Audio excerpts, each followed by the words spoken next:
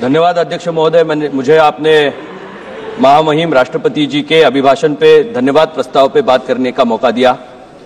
मैं अपनी पार्टी शिवसेना की ओर से माननीय राष्ट्रपति जी के धन्यवाद प्रस्ताव का स्वागत करते हुए इस देश की उपलब्धियों को गिनाना नहीं चाहता, क्योंकि प्रधानमंत्री नरेंद्र जी मोदी साहब के कुशल नेतृत्व में पिछले 10 साल में रिकॉर्ड तोड़ काम इस देश ने देखे और इसीलिए उन नीतियों का आज ये ब्यौरा है कि दूसरी बार तीसरी बार देश की आम जनता ने प्रधानमंत्री जी के नेतृत्व में और इस देश में बनाई हुई पिछले 15 साल की नीतियों में विश्वास रखते हुए हमें फिर आपके सामने काम करने का मौका दिया।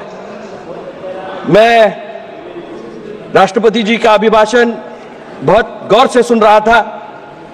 सर्वप्रथम मैं देश के उन शूरवीरों को जिन्होंने इस देश के लिए अपनी जान गंवाई है, जान न्यौछावर की है, उन पे उनका धन्यवाद करते हुए उनको नमन करना चाहूंगा।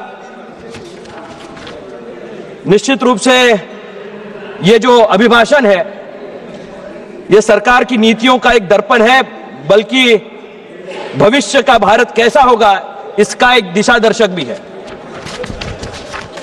वर्तमान सरकार में यशस्वी प्रधानमंत्री नरेंद्र जी मोदी जी के नेतृत्व में आम जन, गरीब, किसान, मजदूर, अनुसूचित जाति, जनजाति, पिछड़े वर्ग के अर्थात समाज के सभी वर्गों के कल्याण की कृति की संकल्पना है। मैं आदरणीय अध्यक्ष जी किसी की और उंगली नहीं दिखाना चाहता, लेकिन कल एक विपक्ष के बड़े नेता महाराष्ट्र की राजनीति के बारे में बोल रहे थे और महाराष्ट्र में जो इलेक्टोरल पॉलिटिक्स हुआ उसके बारे में अपनी टिप्पणी कर रहे थे।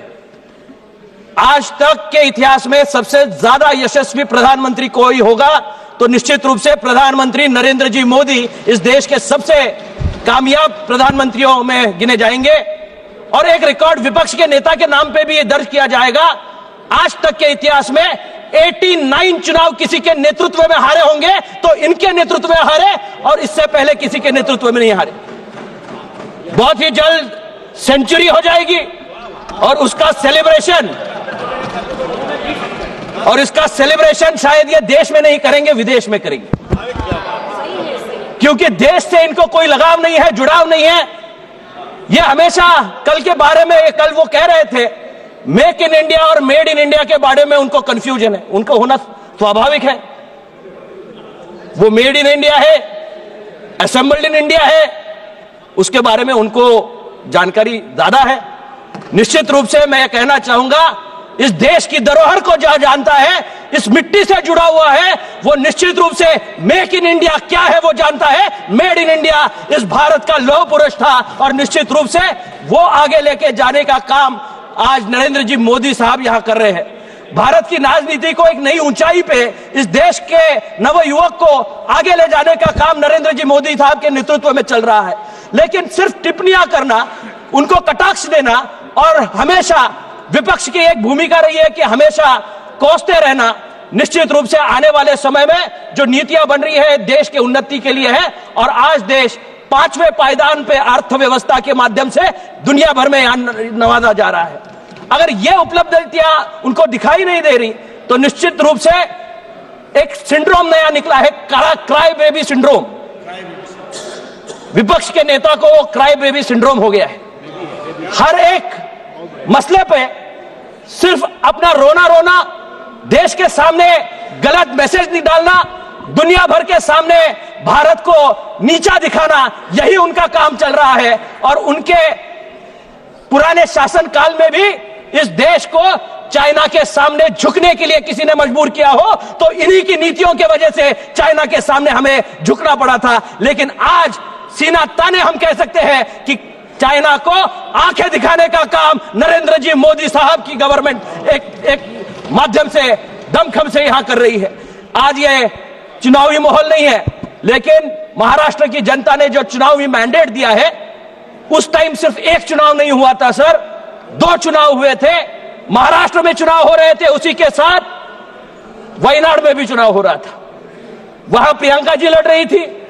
अगर गफलत महाराष्ट्र के चुनाव में हुई है तो गफलत शायद वहां वयनाड में नहीं हुई क्या? वयनाड में आप उसका समर्थन करते हो, उसे लोकतंत्र का विजय मानते हो, और दूसरी तरफ लोकतंत्र के माध्यम से जिस महाराष्ट्र ने सबसे ज्यादा मैंडेट एकनाथ शिंदे के साहब के नेतृत्व में हुई सरकार को तब टाइम में दिया, आज देवेंद्र जी उसको आगे लेके जा रहे हैं, उसको कोसने का काम और नीचे दिखाने का काम ये कर रहे हैं। इनका लोकतंत्र में विश्वास नहीं है, इनको प्रजातंत्र में विश्वास नहीं है, इनको एक फैमिली की राजनीति में विश्वास है। और निश्चित रूप से मैं शिवसेना पार्टी की ओर से यह जरूर कहना चाहूंगा, आज जो नीतियां बनी है उसमें सर देश में विकसित भारत बनने के लिए पिछले 10 वर्षों में किसानों के लिए मोदी सरकार ने उठाए गए कदम, जीवन को बेहतरी से आगे ले जाने के लिए आयुष्मान योजना हो, किसान सम्मान योजना हो, आत्मनिर्भर भारत हो, मेक इन इंडिया हो, अटल पेंशन हो, मुद्रा योजना हो, अटल योजना हो, उड़ान योजना हो, राष्ट्रीय सड़क बनाने के लिए पंतप्रधान सड़क योजना हो, हर एक माध्यम से जनमानस तक पहुंचने का काम आदरणीय प्रधानमंत्री जी के नेतृत्व में चल रहा है। और कल भी जो आम नागरिक यहां टैक्स भुगतान करता था उसको 12 लाख तक की छूट देने का, उसको कोई टैक्स नहीं होगा। यह क्रांतिकारी निर्णय इस गवर्नमेंट ने यहां इसके माध्यम से लिया है। मैं आपके माध्यम से ये धन्यवाद करना चाहूंगा राष्ट्रपति महोदया जी का कि उन्होंने जो विवेचन करा उसमें सारी नीतियों का दर्पण उन्होंने इनके सामने रखा, लेकिन अच्छाई देखने की इनकी आदत नहीं है। भगवान करे इनको वो आदत लगे। और बहुत सारी ट्रेनें अब देश भर में चल रही है, वंदे भारत भी उसमें से एक ट्रेन है। जो भारत माता को जानता है वो वंदे भारत में बैठता है। ये हवाई जहाज से प्रदेश जाने वाले लोगों को शायद ज्यादा नहीं पता, लेकिन एक खास ट्रेन विपक्ष के कुछ चुनिंदा लोगों के लिए बनाई जाए सर, जो आज प्रयागराज में स्नान करने के लिए इनको दिया जाए, क्योंकि 75 साल में उनके जो पाप हुए हैं वो धुलने का एक ही माध्यम है, आपको प्रयागराज जाना पड़ेगा। जो सनातन धर्म है उसको समझना पड़ेगा, उसके माध्यम से अरे नहाना पड़ेगा तभी पाप धुलेंगे। भारत देश की जनता से माफी मांगनी पड़ेगी इमरजेंसी के बारे में, जो कत्लेआम हुए थे उनके बारे में, और निश्चित रूप से तभी आपको शायद मोक्ष मिले। मैं इन्हीं शब्दों के साथ शिवसेना की पार्टी की ओर से इस प्रस्ताव का समर्थन करते हुए अपने बातों को विराम देता हूं। जय हिंद, जय महाराष्ट्र।